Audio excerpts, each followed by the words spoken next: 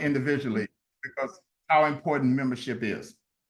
So the webinar is now starting at 6 o'clock. My name is Lloyd Campbell. I'm the, what am I? I guess I'm the person that's sort of directing traffic here. But one of the things that we want to do today is for our webinar, we want to make sure that it has an impact on membership and also that we get you engaged in membership and also in this webinar. We want to make sure that we reach out to other people who are not involved in this and also be flexible and adapt. It's important that we get our message out to the individual members. Now, we are delighted to have, again, our moderator, Tom Gump. We don't have time to go over his long resume, but he is the aide to the current Rotary International President, Stephanie Urchek. So I want to introduce you to my friend, Tom Gump. Tom, take it away. Well, thank you very much, Lloyd. And it seems like you're wearing a purple shirt and you have a purple background. I know you're from Minneapolis, so you definitely got the Prince thing going, which I love. And you're right, Lloyd. Membership is our #1 internal priority, with our #1 external programmatic priority being eradicating polio. We know that because it's actually listed in our Code of Policies in Article 5. And all of you, and it's just an honor to be here with 80 on the line, and now we're up to 98. Okay, so we're actually trending up here. So we're going to go ahead and get started. The theme of this month's webinar is the need for membership chairs. So my first set of questions is actually for Holly. So Holly, if you could come on screen, and I'm going to ask you a few questions that I know you're going to be able to answer well. So Holly, why do we need membership chairs? Tom, I'm having some technical difficulties with my Bluetooth. Okay. I got you. Okay. I got you. Well, just in time, because we have what might be the most important question of the night. I think it is. Why do we need membership chairs? We need membership chairs because we need someone to drive the ship of each Rotary Club and help direct and help delegate out different tasks. And it cannot be on the president. The president cannot take on that task. If the president-elect cannot take on that task, we have got to have membership chairs in each one of our clubs. And they are probably the most important right after the president, in my opinion. And honestly, we have an amazing president-elect training that we do, or facilitating. We should have a I wish we had like a membership chair training, because I think that is probably more important than the president training. Don't tell any presidents out there that I said that. I love that idea, Holly, and maybe we can institute that at president-elect training or at some other training. I love that. So from a district perspective, what resources do districts typically provide the club presidents to help their membership grow? So I cannot speak for every district, and I'll tell you that right now. However, I will tell you that every district has access to the learning facilities, the learning center, the online courses. And I was actually just talking to the president of my Rotary Club today, and I said that she has got to get every single one of her chairs on that track and take it.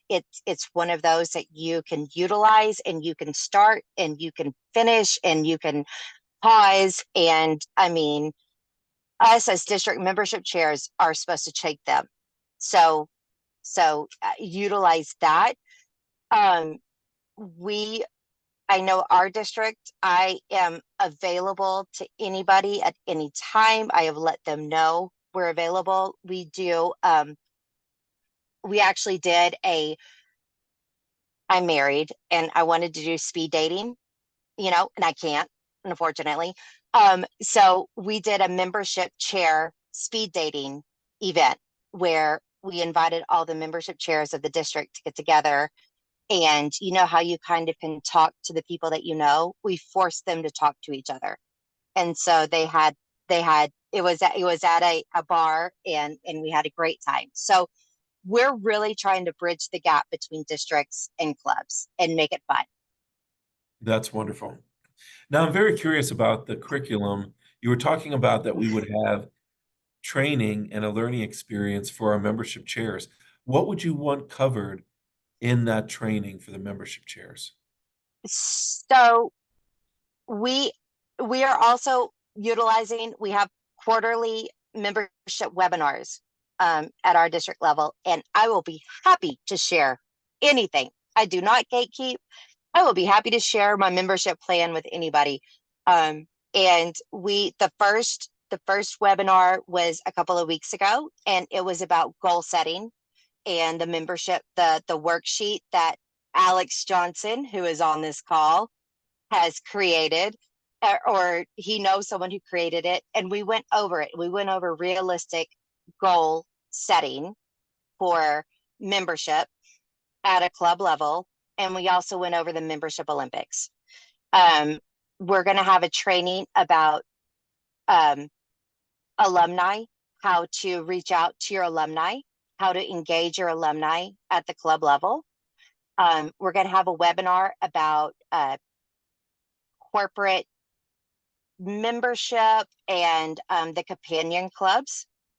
And we're going to have the last webinar is going to be about service, how to marry service projects and membership to gain membership with the service projects.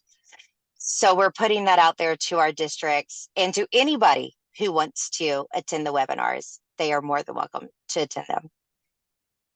Well, that's great. And I love the fact that you are sharing your materials with everyone. Our vision statement says, together we.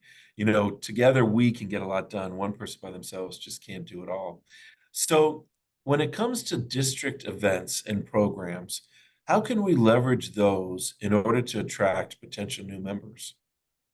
So great question. And everything that I'm saying is not from my brain power. This is from, I am big about leveraging people who I feel are mentors to myself. And I am not shy to ask questions. I also don't like to reinvent the wheel. I like to really listen and see what works and take it from there. And so one thing we are utilizing is younger members. There's a younger member in a club, and I just asked him, I'm like, why are you part of Rotary? What do you want to do? And he goes, well, I joined Rotary because I want to be mentored. I want to be mentored by these men and women who have been successful in business. And I'm like, oh my goodness, why are we not partnering with young professional clubs and in our cities? And so our district will be partnering with a young professional club, and we will put on a professional workshop. And we are going to be able to utilize that to get Rotary in front of all these young professionals. And so we're going to do that. And then my big dream, because you guys, I'm from East Texas, you go big or you go home. We are going to do a big club fair. And so it's like a job fair, but every club in our district is going to be able to have a booth and present what service projects they do, where they meet, what time they meet, what they do. And so we're going to partner that and marry that with a service project, because we're Rotary and we do service. And so I don't know much about that, but I'm working on that. It will be towards the end of the Rotary year, but I'm really, really, really excited about it. Holly, that is exciting. And I love how you're using the fourth action plan priority, adapting, finding out what our people want, and then giving them what they need. That's wonderful. So thank you very much. And come back later and let us know how successful you are with that project. Sounds great. I like the confidence, Tom. Think positive. So, for our audience tonight, we're actually going to have a poll after each speaker. So now, Farron is going to put up a poll for us, which we are going to take and answer, and then we'll come back with questions for David. Thank you, Holly. Thank you.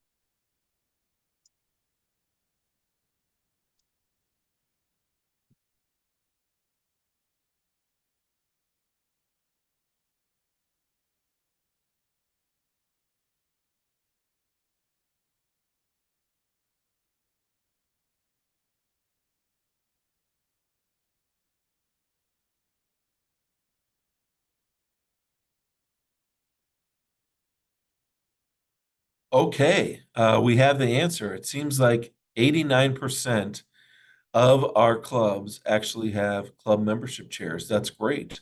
And maybe even higher than that because some don't know. As Holly was saying, that's an essential part of this. We need somebody leading, setting the direction, and providing motivation for membership. So if you don't have a membership chair or you don't know, please find out and have one. It'll help your club grow, and then we'll have more hands and hearts for service.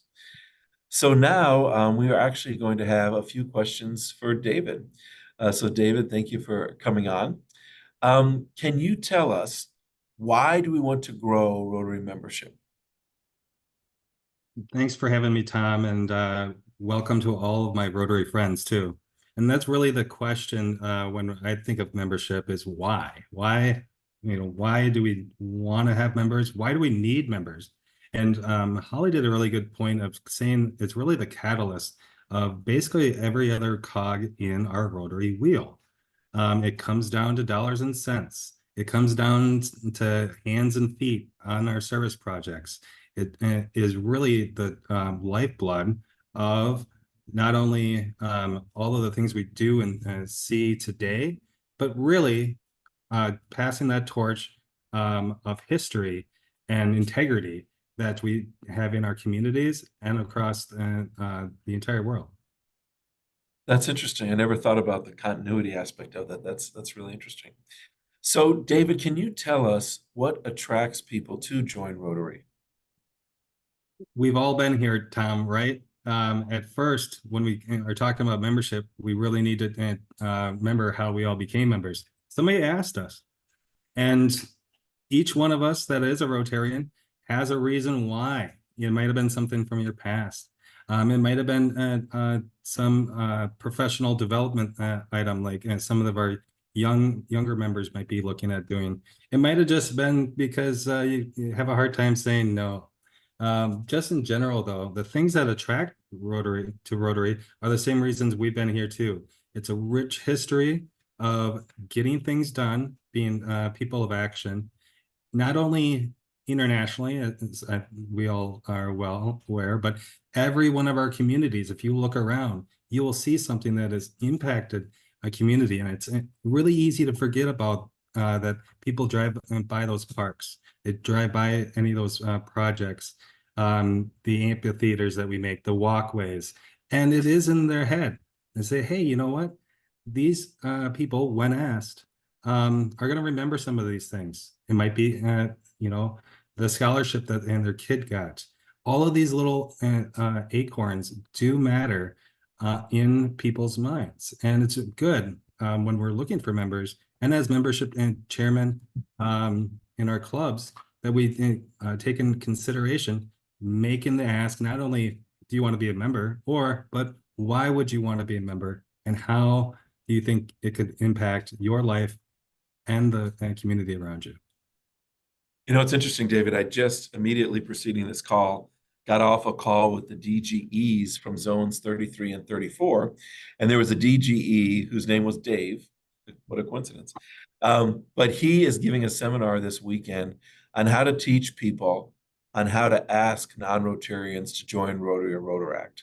So I thought that was maybe a good idea we could pick up and run with. Who knows? It would be another lovely tool that we could add to that learning center and the connection. You're right. We've already created in the Rotary wheel. Let's just continue to keep it spinning. Wonderful. So when we keep it spinning and getting more members, what do you see, David, as the biggest opportunities for membership growth? It is Um,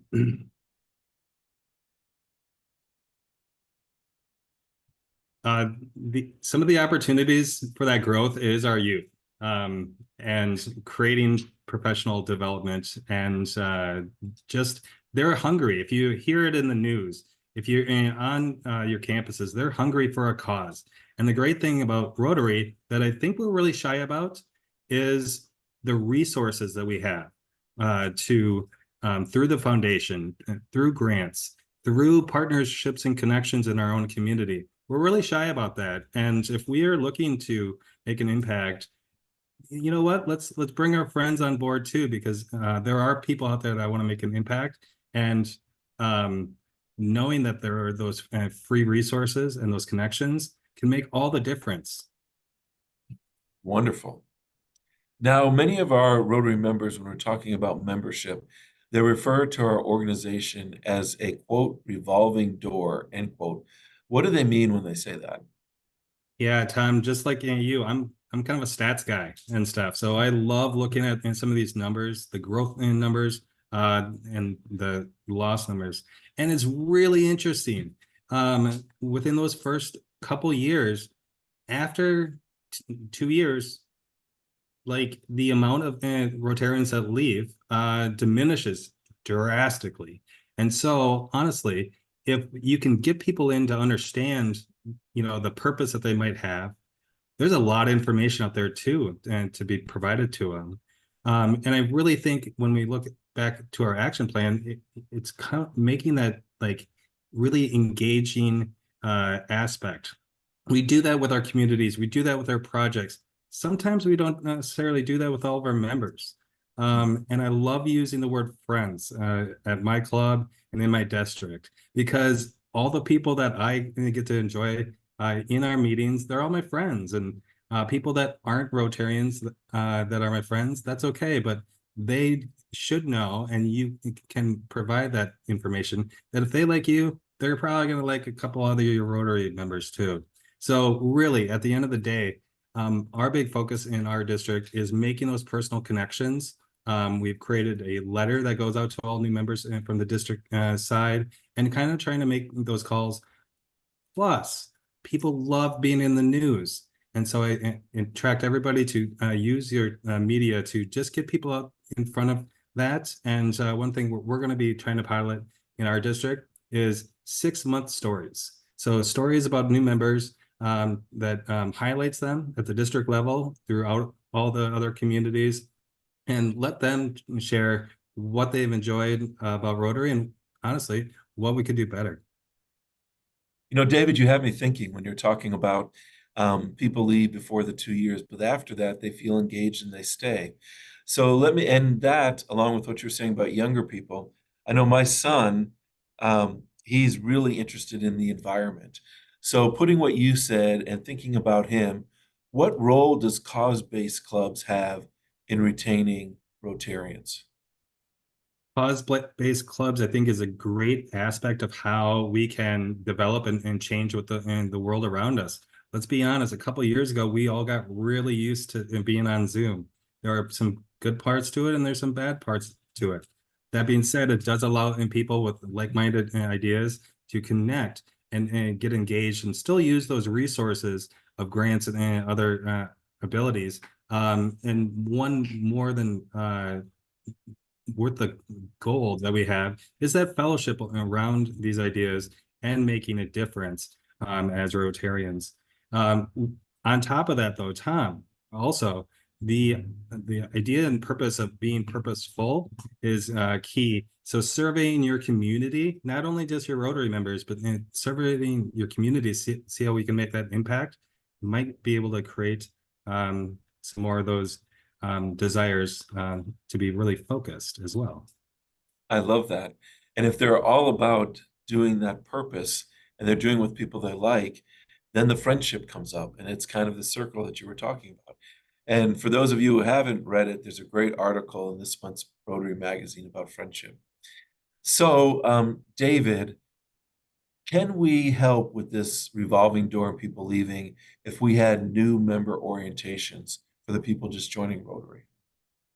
Tom, that's a great idea. You took it right out of the back of my head. I love it.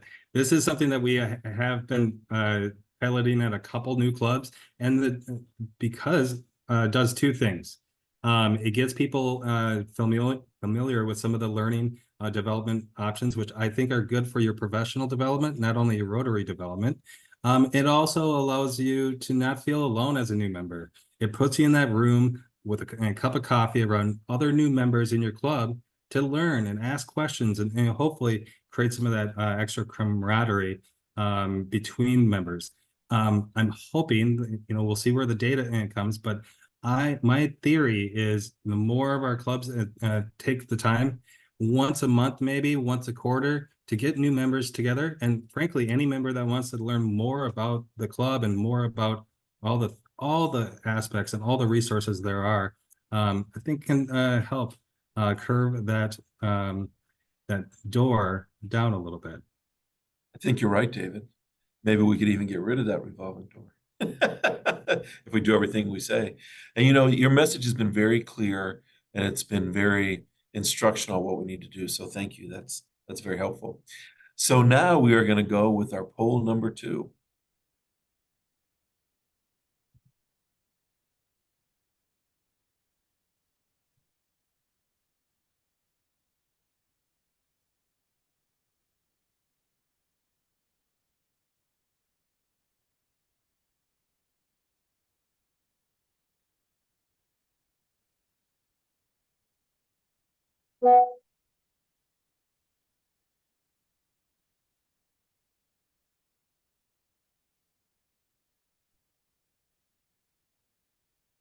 Okay.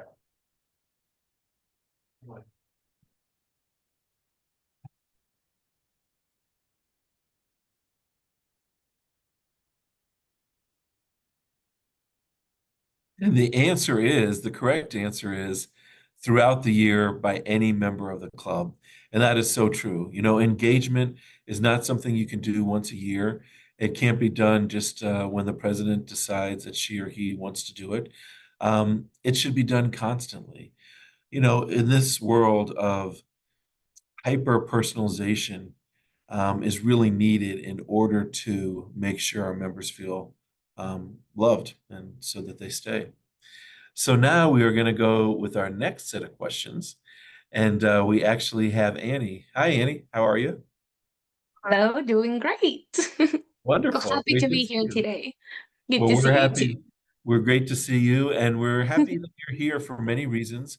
You have a lot of membership experience, but you were also a Rotaractor at one time, and I know you've elevated or have switched to membership category of Rotarian. But if it's okay with you, can you please tell us the value that you got as a Rotaractor? Absolutely. So for the record, I am 22 years old and I'm already a member of a Rotary Club, which is a little unconventional, but the whole thing about the Rotary experience, which I think it's not divided between Interact, Rotaract, and Rotary, we're all in the Rotary family. It's about where in your life you are and what brings the most value for you. I joined Rotaract for a little bit, then I joined my Rotary Club, and now I'm going to be a dual member of a Rotary Club in my university and the Rotary Club of Fort Lauderdale in Florida. But when I was a Rotaractor previously, before joining my Rotary Club, it was what Holly and David spoke about that professional development. We need to understand that the value proposition between a Rotary Club and a Rotaract Club, the difference is that Rotaractors, we are in our professional development stage of life where we are not quite ready to join a Rotary Club for all that it entails, dues, commitments, time, the way that the meeting runs, but we still want to have that service and Rotary experience and develop a profession or trade along that. So the big value for Rotaract for me was to keep engaging the Rotary family because I was an interactor, and I wanted to I wanted to be involved in the organization, and Rotaract was the way for me to do it at the moment. And then when I moved to a more rural community, and we did not have the community. We did not have enough people to have a Rotaract club. So my club shift the focus on engaging young professionals into our club. Even I'm 22, I'm a member of a traditional Rotary Club with 80 other people that are in different stages of life. But now that I'm in a bigger city, I'm in a Rotary Club. So it depends on where in life and what my conditions are. And I talk on behalf of all young professionals. So where are we in our life and where our experience fits better? Sometimes it's in a Rotary Club, sometimes it's in a Rotary Club. Well, that's wonderful. And Annie, what you're saying definitely fits with the surveys that we take every year. They're saying that Rotaractors and Rotarians join for different reasons. And Rotaractors want that professional development. They want to rub shoulders with people significant in their industry. So now let me ask you to put on your Rotarian hat. How, as a Rotarian, do we engage younger members and have them join our clubs? Absolutely. So first of all, I think it's important to understand the why. Because we have to, we think, okay, it's important, but let's make sure that we understand that this is a priority. And you guys are fans of statistics. I am too. I went to the state of membership of Rotary last year, the membership that they're going to have next week, by the way. And they were saying that just 8% of all Rotary membership is under the age of 30. And if you see the data of how our membership looked like 10 years ago, in how our membership looks like today, we can project how our membership will look like in 10 years. And if we can do that, we can also plug in the data to figure out not an exact number, but an estimate of if we keep going with the membership trends that we've been doing the last 10 years, when is Rotary gonna die as an organization? We can do that through math. It's not exact, but we can do it. And me and my friends, we did it. And we calculated that in 62 years, which is, I'm 22, my lifespan, Rotary in North America will not longer have any members. If we keep going with the same trends that we have been doing, so how do we shift? Here is how do we engage younger members? Number one, understanding what's the experience that they want to get. So we can make sure that we are providing that experience. But if we are marketing our club as an amazing club for young professionals, how come when they go, they don't feel welcome, or they don't feel included, or they can afford it? So if we really want to engage young professionals, we need to be able to adapt and change our club to adapt their needs that they have, and keep our needs as club, as traditions, the traditions and culture that is important for us as Rotarians. So that's number one, and I think the biggest one. But Rotary is wonderful, and Rotary International has actually a toolkit on how to engage young professionals. So you guys can Google it, toolkit on how to engage young professionals, and it's a great 10 minutes free that has data, that has information and actionable items that you can do in your Rotary Club. Another thing that I need to mention is you can start engaging young professionals since they are in high school. You start with an Interact Club. You host an exchange student. You send students to RILA. So they are joining. I joined Rotary when I was 15, and I joined an Interact Club. And I feel like I joined Rotary back then. And I've been a member of a Rotary family ever since, just in a different stage. I was in Interact, then I was a Rotary Youth Exchange student, then I went to RILA, Rotary, and now Rotary. So engaging them, and most importantly, also engaging their parents. It's a new source of membership. My mom and my dad, they joined Rotary or Rotary Club when I joined Interact. So we have leads, membership leads right there to join our club or any club around the city. Well, that's wonderful. And it's interesting, you talked about the 62 years, and I have not heard that before, but I have heard RI President-elect Mario say that within 10 years, his extrapolation, actually working with the numbers, not a guess, he says that North America, and if we don't change things around, North America will no longer be #1 in membership. So that's I very believe that. interesting. Yeah. So you talked about, Annie, about giving the members what they want. How do we know what they want? Great question. There are several ways to do that. You can always, I think one of the panelists mentioned it, survey your community, understand, send a survey, post it. I am sure your community has a Facebook group, the residents of whatever the name of where you live. So post it there. You might have a lot of responses, you might not. And I think listening, asking questions, letting people talk. We love talking, but we need to listen and understand, why will you join or why will you not? That's an even more important question. Why will you not join? Or those that have joined, what happened? What need we didn't meet? How can we adapt? How can we better engage? So I think people are always willing to talk if we ask the right questions and if we are welcoming when we do so. So using technology, surveys on social media, it's a great way to do that. Asking questions is a great way to do that. Going to the young professional chamber, young professional groups in the city, and just asking the question, posting the Rotary opportunity, and see how to go from there. And I'm sure they'll feel welcome and feel like they belong because they're being asked what they want. But I'm assuming it's also important to act on those recommendations that you get from the survey. Yes, absolutely. So it's important to put the question out, make sure that it's not super long, very quick, easy to answer, and your membership chair and the people in your membership committee, because it doesn't have to be a committee of one. If you have a big club, then put everybody in a different committee. What are the 3 priorities? What are the 3 things that people said the most and act on those? It's important to prioritize, and if your club has an action plan, then include those in the action plan as well. Wonderful. So Annie, before we go on to our third poll, is there any last piece of advice you'd like to leave us with?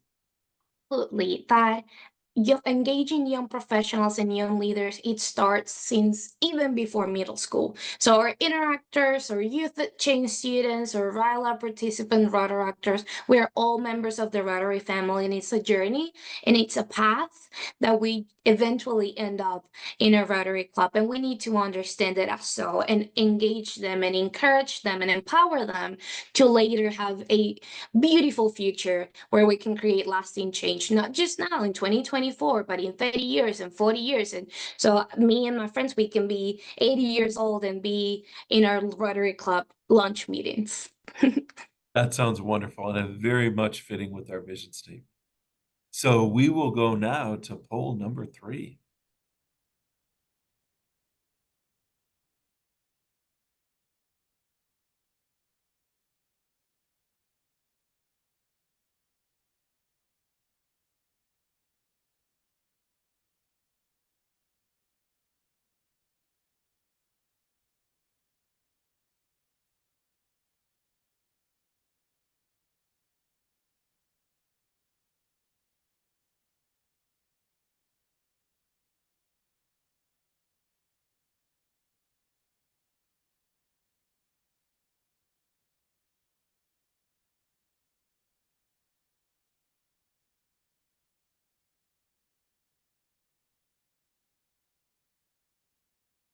Okay, so it's interesting. We were asked, is your club membership chair part of the district membership committee?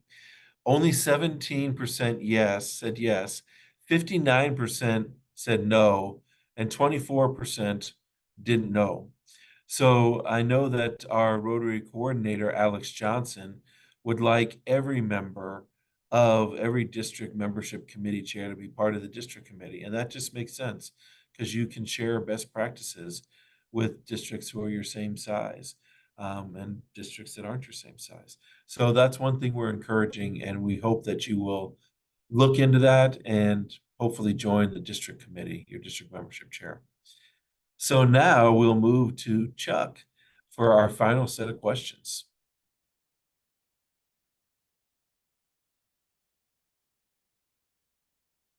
Are you ready, Chuck?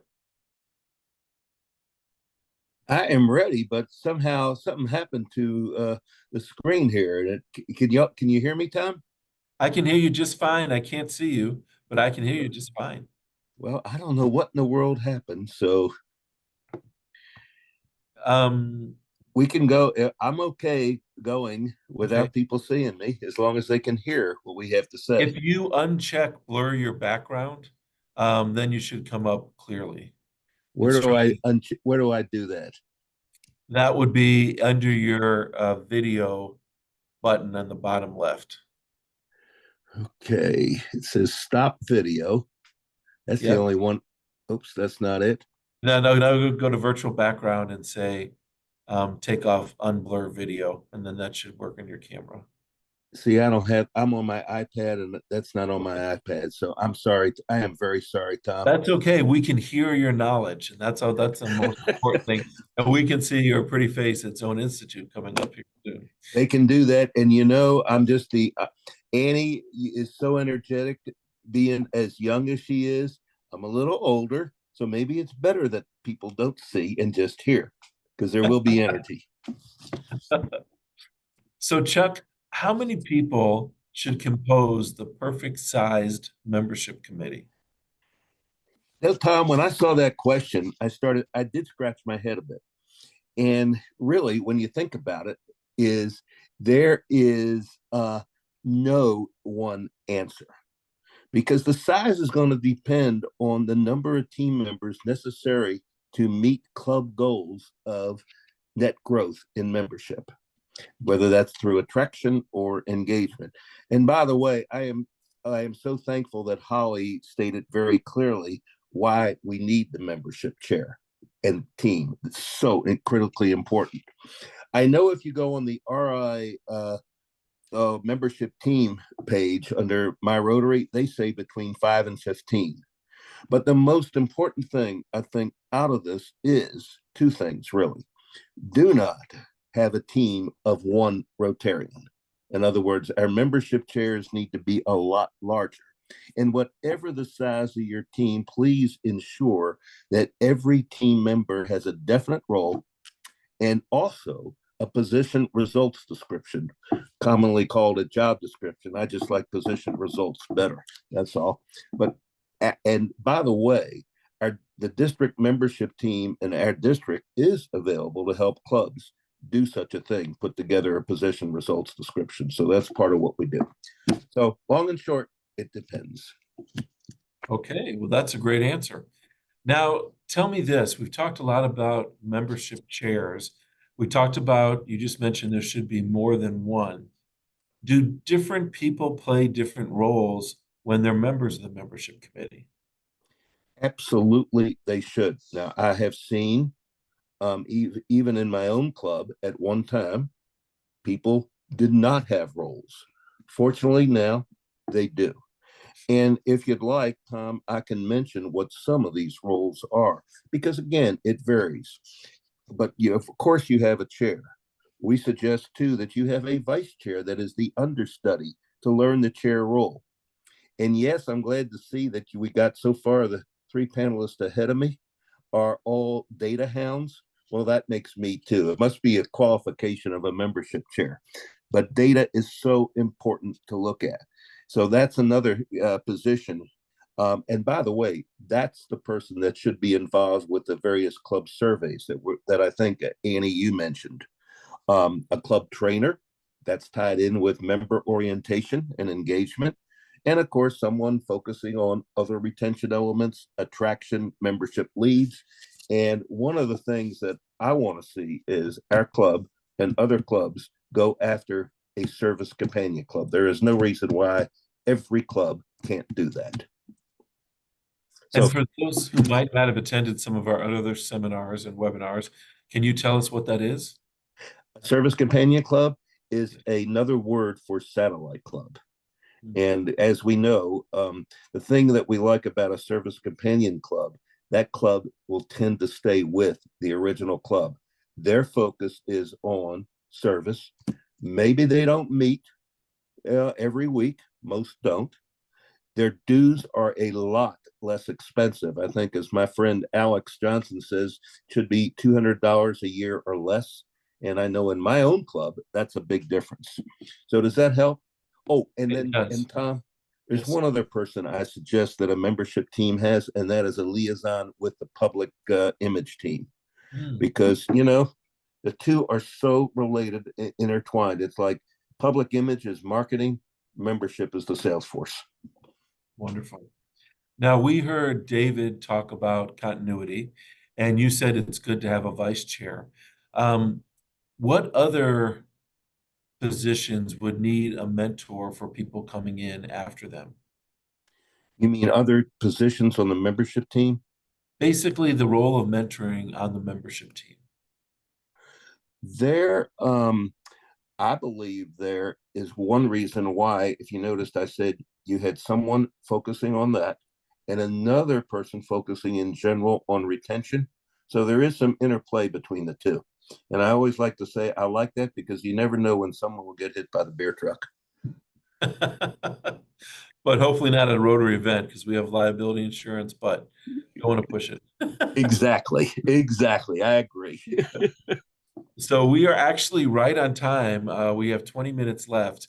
So what I'd like to do is I'd like to go through and have each of you in 2 minutes or less give us the most important thing that you want our audience to remember when they leave here tonight. Starting with Holly. So you have to forgive me. I'm in line for the Grand Ole Opry, guys, but I'm here with you. So you gotta remember you gotta have fun with it.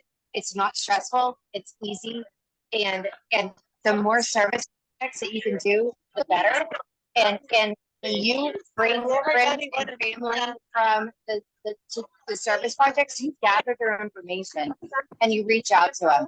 But the main thing I can tell everybody is don't stress out. You're not the president of the United States. You're not running the United States. Have fun with it. Absolutely. Have fun with it and relax. Wonderful. Thank you so much. Great. Okay, so David, can you give us one piece of parting advice? Certainly. Thank you guys all for being here. Membership is not necessarily about recruitment. Your membership team isn't necessarily about recruitment. There's an HR portion of it. It's about care. Care for the connections that you are creating, like the connections that you are doing within your service and as Rotarians are doing all around the world. I love that, David. We always talk about lunch meetings. So I knew there was feeding. I'm glad there's care and feeding. Annie, do you have a piece of parting advice for us? Absolutely. That to ensure the future of our organization, we need to build continuous membership and we need to focus on continuity. And a big part of it is its mentorship and ensuring that the next generation of leaders and the current generation of leaders have the tools and resources that they need to succeed. Mentorship, it's a big part of building that continuity and membership, and of course, supporting our young leaders to ensure the next generation of future Rotarians. Wonderful. Thank you. And Chuck, what knowledge can you share from Kansas? Okay, from Kansas, and we'll stay with the camera as long as y'all can hear me. And that is one of the things that I didn't mention, but I believe it's real important. It's kind of key off from what Annie said, and that is the role of mentorship. That is a big function of the membership team, and I probably should have emphasized that before. And by the way, one of the things that a mentor system should have are checklists.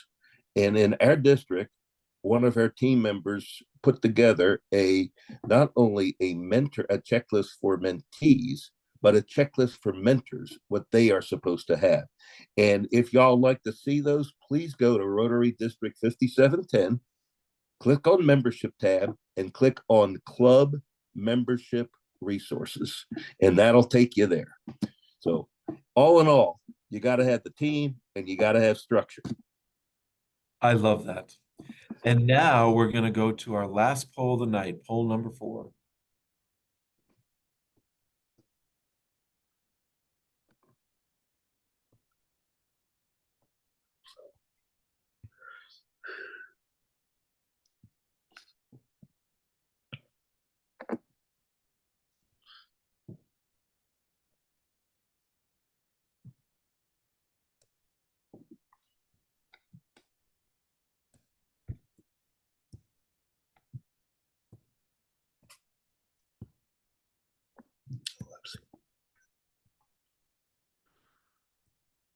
And we have 92% that say they're inviting non-Rotarians to their meetings, events, and projects, and only 8% that aren't. And there's different versions of what people think are a good thing to do. I think no matter what you invite them to, I think it's good to invite them to a meeting. Some people just like to invite them to socials or service projects. But what we need to do is we need to invite them. And then to go back to what David was saying, if they seem to enjoy it and they seem to be a good fit for our clubs, we need to ask them to join. So thank you so much for being here tonight, and I'll turn it over to Lloyd for our wrap up.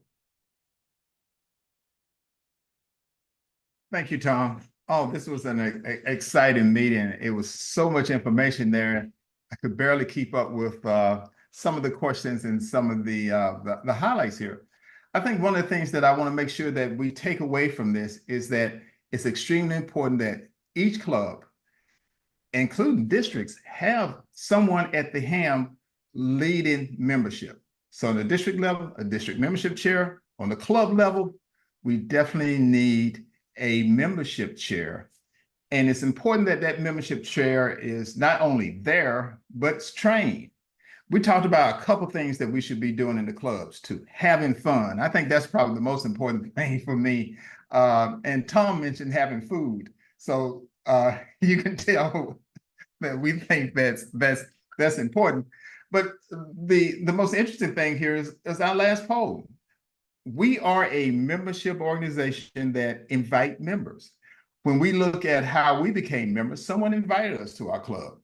One of the keys for membership is that we need to continue to invite people to our clubs, to our meetings, to our service projects, to our socials, so they can understand and get a chance to see what Rotary is all about. If we continue to do that, we will start righting the ship when we start talking about membership. If we're not doing that, then we have problems. I think one of the things too that was very interesting to me was when we talked about the Rotaractor who became a Rotarian, who started off as an interactor. It talks about how each one of those different, I guess, membership models provided value for her along her career development. And now she's a Rotarian. So it's extremely important that our club provide value to our members too. One of the things that we would like to do at the end of each one of our meetings is have a call to action. This is something we would like for you to do or continue to do up to the next meeting, our next webinar, and we will have a brief discussion or maybe a poll just to see how it turned out. One of the things that happened to me when I was a district governor a long time ago, I would go to a club and say, how many people invited a guest to this meeting, to this particular meeting? And unfortunately, no one would raise their hands. So I developed this complex that no one wanted to come to the meeting when I was actually speaking. So, but that is the core to what membership is about. We need to start inviting people to our meetings. So what we're asking you to do is, if you are just a club member, stand up in your next meeting and ask how many people invited someone to this particular meeting. If you have a service project, ask your club members how many people invited someone to that service project. And when we get back next month, at our next webinar, we will have a poll to discuss that, because that is one of the core things that we have to do as Rotarians, is to invite members to our clubs. Again, make sure you have a membership chair and a committee. They cannot do it by yourself. I think one last thing, she never get me talking. As far as membership is concerned, someone mentioned how important care of your members. You need to take care of your members and know when they're not showing up to some things. Don't do it in June or December. Do it every month and every week. They know that you care and you're not really concerned about the dues, but you care about the members. Engagement, caring about the members, taking care of your members is so important for us to maintain our members, to retain our members. So with that in mind, I want to thank the crew for all the work they've done. And I'm not sure if I mentioned the people who are working behind the scene, Farron, Deb, Minnie, and of course, Alex. He's the ramrod that sort of keep us all in line here. And that can be a difficult job, trust me. But I also want to thank Tom for taking the time out to be our moderator. He has been sort of a godsend for membership here. At one point in time, we will take a whole meeting just to go over his bio, so you can see all the things that he's done in membership. So with that in mind, please remember that in a couple of days, the recording of this webinar will be on the Zone website, and you can see that. And also, am I forgetting something that I need to remember? I think I've covered everything. Oh, the Institute. Don't forget the Institute. It's coming up in September. September the 3rd through the 8th, I believe, in San Antonio. It's going to be a blast. Unfortunately, I've been getting all these emails about parties and stuff. So, but it's a great training opportunity too. So with that in mind, I want to thank everyone for being here. Have a great night. And Tom, do you have anything else you want to add, or? I received a few questions about whether or not we will all be at Institute. I know that I will be there and happy to answer any questions that you have. I know Lloyd will be there. Farron will be there. Lloyd will be there. Chuck will be there. I'll be there. Yep. So we are there and we're willing to answer any questions you have, and just reach out if you need anything. I'm happy to help. President Stephanie's happy to help. Whatever you need, we'll help you with. Thank you. So with that in mind, good night, everyone. Thanks for attending, and looking forward to seeing you next month. Hey, great job, Tom and Lloyd. Thank you, Chuck. All right, gotta go.